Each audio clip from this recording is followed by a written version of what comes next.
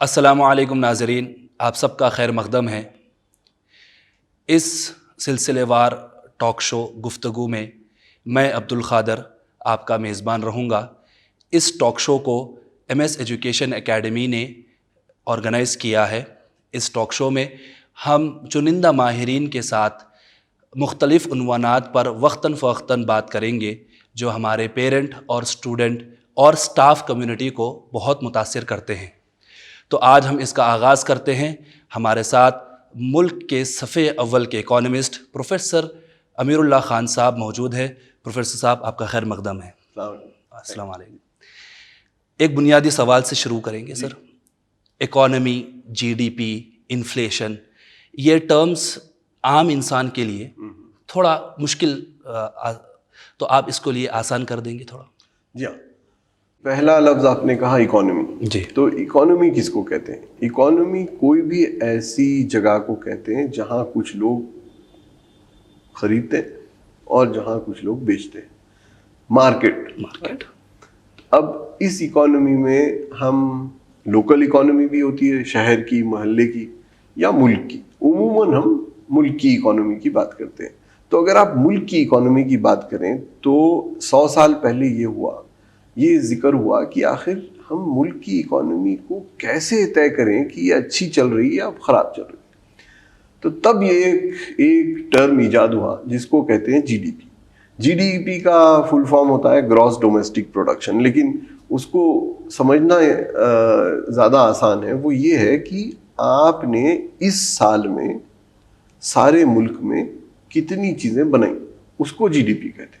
अच्छा। अच्छी इकोनॉमी वो होती है जहाँ की पैदावार ज़्यादा होती है, बुरी इकोनॉमी वो होती है जहाँ पे पैदावार कम होने लगती है। पैदावार से मतलब क्या है? पैदावार से मतलब हर वो चीज़ जो इंसान अपनी सलाहियत से, अपनी मेहनत से बनाता है। आपने स्टूडेंट बनाए, किसी और ने कुर्सी मेज़ बनाए, किसी ने मछली पकड़ी, किसी ने बैंक में के कामों में इजाफा किया।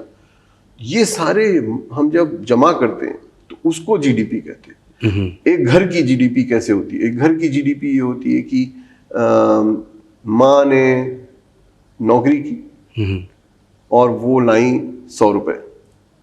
बाप ने खाना पकाया, खाने की कीमत 20 रुपए हुई, तो 100 और 20 120 रुपए। बेटा जो है वो जाके उसने कहीं पे क्रिकेट खेला और उस क्रिकेट खेल के उसने 50 रुपए कमाए, तो घर की GDP 170 रुपए हो गई। अच्छा। ये साल भर की GDP होती है। अब आप इसको ही वसी तौर पे देख लें, सारे मुल्क में देख लें, सारी चीज़ें ऐड कर दें कि किसी ने खेती में 100 रुपए कमाए, किसी ने फैक्ट्री में 200 रुपए कमाए और किसी ने बैंक और एजुकेशन इदारों में और 100 रुपए कमाए, तो 100 + 200 + 100 इस मुल्क की GDP 400 हो गई। अब इस मुल्क में अगर 40 लोग हैं तो आप 400 को डिवाइड कीजिए 40 से, आपको पता चलेगा कि हर आदमी ने 10 रुपए कंट्रीब्यूट किए इकोनॉमी। उसको कहते हैं पर कैपिटा GDP। तो ये होता। अब जब आप ये मैथ्स कर लें तो अब आपको आसानी हो जाती कि आप ये तय करें कि कौन सा मुल्क बेहतर है। तो जिस मुल्क ने ज्यादा बनाया वो बेहतर, साफ जाहिर है। इस जमाने में सबसे ज्यादा जो पैदावार होती है वो अमेरिका में होती है। अमेरिका की अगर आप सारी चीजें ऐड कर लें, वो हथियार भी बहुत बनाते हैं, वो सैटेलाइट भी एलोन मस्क बनाता है, वो एग्रीकल्चर में आप जो सेब और संतरा और अखरोट खा रहे हैं वो भी अमेरिका से आ रहा है। आप जब ये पूरा जमा कर लें, उनकी IT, उनका बैंक सब मिला के, तो ये पता चलता है कि अमेरिका की इकोनॉमी इस वक्त $17 ट्रिलियन हर साल पैदा करती है। तो दुनिया की सबसे बड़ी हो गई। चाइना देखें तो 12 ट्रिलियन डॉलर, दूसरी सबसे बड़ी इकोनॉमी। जापान 5, जर्मनी 4, इंग्लैंड 3 और हिंदुस्तान उसके बाद 2.7 पे, हिंदुस्तान और फ्रांस। तो अगर आप इकोनॉमीज देखें तो हमारी इकोनॉमी दुनिया के 6ठे या 7वें बड़ी इकोनॉमी है। अब तो ये हो गई GDP की बात जी। तो GDP क्या हुआ? इन summary, it is the total production from everybody in the economy. Okay. चाहे वो ताजिर हो, वो उस्ताद हो या किसान, ये सबको मिला के आप जो भी फिगर पे आएंगे उसको GDP कहते हैं। अब दूसरी बात ये कि जीडीपी को अगर आपने इस साल 100 रुपए की पैदावार की, आप क्या चाहेंगे अगले साल कितना पैदा करें? आप चाहेंगे कि 100 से ज्यादा हो, बराबर। 100 से जाके वो 110 रुपए हो जाए, 120 रुपए हो जाए। अगर ये 100 से 110 हो गई तो 10% बढ़ी, 120 हुई तो 20% बढ़ी। तो ये कहते हैं कि जीडीपी की जो ग्रोथ रेट थी वो 10%। अब जीडीपी बढ़ना क्यों चाहिए? जीडीपी बढ़ना इसीलिए चाहिए कि जीडीपी जब बढ़ेगी तो उसमें लोगों को एम्प्लॉयमेंट मिलेगा। आप जीडीपी कैसे बढ़ाएंगे? आपके पास 10 स्टूडेंट हैं जी, आप अगले साल 20 स्टूडेंट लेना चाह रहे हैं, आप कैसे करेंगे 20 स्टूडेंट को? आप 2 और टीचर को नौकरी पे रखेंगे। तो मुल्क के माशरत में 2 और लोगों को नौकरी मिली आपके इस कदम से कि आपने अपना प्रोडक्शन बढ़ाया। तो जीडीपी बढ़ना इसीलिए जरूरी होता है कि उस वजह से लोगों को नौकरी मिलती है। तो आप देखिए कि हमारे जैसे मुल्क जहां पे करोड़ों लोगों को नौकरी नहीं है, वहां जीडीपी का बढ़ना बहुत जरूरी होता है। अमेरिका और जापान में जीडीपी बढ़ ही नहीं सकता क्योंकि वहां किसी के कोई है ही नहीं जो नौकरी करेगा। आपको और बच्चों को पढ़ाने के लिए 2 और लोग चाहिए, वो है ही नहीं। इसी वजह से अमेरिका जापान की जीडीपी वहीं की वहीं रहती, स्टेबल 0.01%, 0.2% बढ़ती है जी। लेकिन जो गरीब मुल्क होते हैं जिनके पास बेरोजगारी बहुत होती है, वहां जीडीपी का बढ़ना बहुत जरूरी होता है। तो इसीलिए जो पहला सवाल आपने किया, GDP total production, GDP growth rate, GDP का बढ़ना पिछले साल के मुकाबले, उसको ग्रोथ रेट कहते हैं। तो जीडीपी खुद जरूरी है ये तय करने के लिए कि कौन सा मुल्क बड़ा मुल्क है जी। लेकिन ग्रोथ रेट इसलिए जरूरी है कि आपको ये मालूम होता है कि कहाँ नौकरियां बढ़ रही हैं।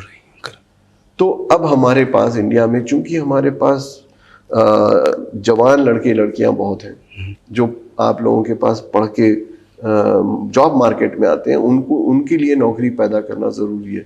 हमारी जिम्मेदारी देयरफॉर ये है कि हम जीडीपी को बढ़ाएं। जब जीडीपी की ग्रोथ रेट कम होने लगेगी तब नौकरियां कम होने लगेंगी। पिछले 3 साल से हिंदुस्तान में एक जो तशवीशनाक बात हुई है वो ये कि हमारी जीडीपी ग्रोथ रेट कम होने लगी जी, और उस वजह से नौकरियां भी कम होने लगी।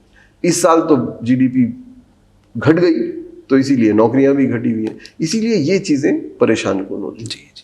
इसी के लाइन से मेरा दूसरा सवाल था प्रोफेसर साहब कि given the context of Covid and globalisation, सारे ही इकोनॉमीज इम्पैक्ट हुए हैं इससे।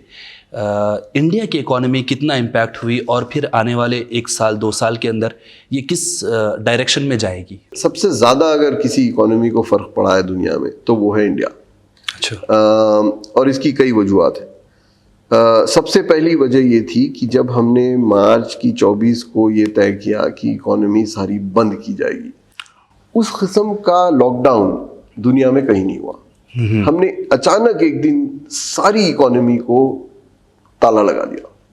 दुनिया में इस तरह का लॉकडाउन कहीं नहीं हुआ।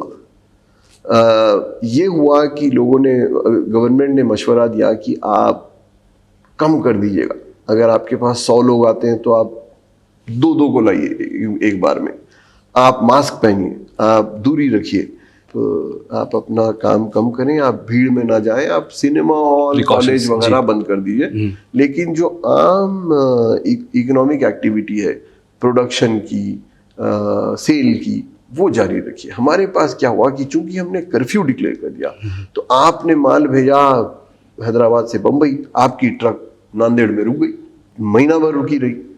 उसमें टमाटर थे वो खराब हो गए, उसमें कोई और चीज थी वो गल गई। तो इस किस्म का लॉकडाउन कहीं नहीं हुआ। तो पहली वजह ये थी। दूसरी वजह हमारे पास ये थी, हम बिल्कुल तैयार नहीं थे इस बात के लिए। हालांकि ये मार्च हो चुका था, 3 महीने हो चुके थे इस बीमारी के, लेकिन हमने कोई तैयारी नहीं की थी कि हमको शायद कोई इक़दाम लेने पड़े। हम आखिरी दिन तक हमारे एयरपोर्ट खुले थे, हमारे रेलवे स्टेशन खुले थे। उस वजह से हमारी बीमारी जब शुरू हुई तो बहुत ऊंचे दर्जे पे शुरू हुई, बहुत सारे लोगों को इम्पैक्ट हुआ उसका। तो इस वजह से और तीसरी वजह ये थी कि जब मार्च में इकोनॉमी बंद हुई तो मार्च का महीना, अप्रैल का, आप सब लोग जानते हैं ऐसा होता है जहाँ पे हर चीज़ की पैदावार बढ़ती है जी। किसान अपनी खेती करता है, आप लोग अपने बच्चों को ग्रेजुएट करते हैं, नई नौकरियां मिलती हैं, अप्रैल मई में सारे प्लेसमेंट होते हैं, वो सारे उस वक्त ठप हुए जब वो बिल्कुल उरूज पे थे। तो उस वजह से इंडियन इकोनॉमी, जो वो इकोनॉमी हम क्वार्टरली देखते हैं, हर 3 महीने को हम मेजर करते हैं, तो अगर आप देखें अप्रैल मई जून जी, तो अप्रैल मई जून के क्वार्टर में सारी दुनिया को फर्क पड़ा। जी, सारी दुनिया की इकोनॉमी जिसको कहते हैं रिसीड हुई, लेकिन सबसे ज़्यादा जो कमी आई वो इंडियन इकोनॉमी में। इंडियन इकोनॉमी अगर मार्च में 100 रुपए की थी जी, तो जून में जाके वो 76 रुपए की हुई। हम पहले बात कर रहे थे कि 100 से 110 होना चाहिए, जी, जी। लेकिन ये 100 से जाके 76 हो गई। अगर आप अगले 3 महीने देखें तो वो 76 से जाके वो 67 हो गई, यानी 9% और कम हो गई। ये इकोनॉमी 100 साल से तो हम इकोनॉमी की ग्रोथ की बात कर रहे थे, पहली बार इकोनॉमी का कॉन्ट्रैक्शन देख रहे हैं कि आपकी तनख्वाह 100 थी पिछले साल, आप चाहेंगे कि वो तनख्वाह 110 हो इस साल, लेकिन वो 76 रुपए हो गई। जी, जी। आपने सोचा अच्छा चलो किसी तरह से 76 में चला लें, तो अब वो 65 हो गई। सही। इस वजह से इंडियन इकोनॉमी पे बहुत जोर पड़ा। हमारी जितनी कॉन्ट्रैक्ट हुई है इकोनॉमी, उतनी कोई और दुनिया की इकोनॉमी नहीं, चाइना की भी नहीं, जहां से ये वबा फैली। चाइना में तो अब ग्रोथ होने लगी है। हमारे बाद जो इकोनॉमी में धक्का पहुंचा है वो यूके, यूनाइटेड किंगडम, जी, वहां पे 9% कम हुई। और कुछ इकोनॉमीज हैं जहां पे 4-3, लेकिन अब इस क्वार्टर में ये जो तीसरा क्वार्टर है उसमें ये लग रहा है कि तकरीबन सारी इकोनॉमीज अब वापस 100 की तरफ आ रही हैं। जी, लेकिन हमारी इकोनॉमी अभी भी नीचे जा रही है। अच्छा। और अंदाज़ा ये है कि अगर आप वो ट्रेंड देखें तो अंदाज़ा ये है कि हमें रिकवर होने में कम से कम 2 साल और लगेंगे। कम से कम 2 साल। तो ये 2 साल हमारे लिए बड़े मुश्किल रहेंगे। जी, इसी के ताल्लुक से तीसरा सवाल मेरा प्रोफेसर साहब, कि एक पजल है, एक कॉनंड्रम है कि एक तरफ जैसा आपने कहा जॉब्स जा रही है, सैलरीज कम हो रही है, और दूसरी तरफ हमारे रियल स्टेट है, हमारे रेंट्स है। अभी अगर हम देखेंगे किसी भी एक आम इंसान के उसकी इनकम का, एक्सपेंस का अगर अकाउंट, तो उसमें जो है आपका रेंट का एक बहुत बड़ा हिस्सा लगे। तो ये क्या चीज़ है? ये बहुत अहम सवाल किया आपने।